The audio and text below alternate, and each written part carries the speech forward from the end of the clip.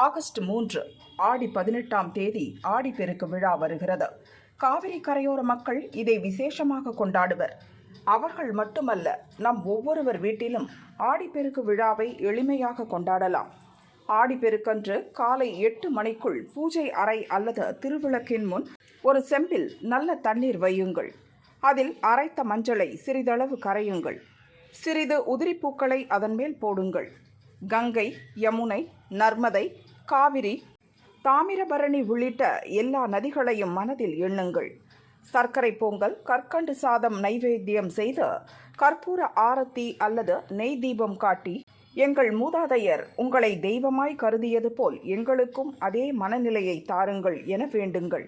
உங்கள் குழந்தைகளை இந்த பூஜையில் பங்கேற்க வைத்து அவர்களுக்கு தண்ணீரை பாதுகாக்க வேண்டியதன் அவசியம் பற்றி எடுத்துச் சொல்லுங்கள். எந்நாளும் எங்கள் நதிகள் பெருகி ஓட வேண்டும் என உங்கள் இஷ்ட தெய்வத்திடம் வேண்டுங்கள். உங்களுக்கு ஆடிப்பெருக்கு நல்வாழ்த்துக்கள்.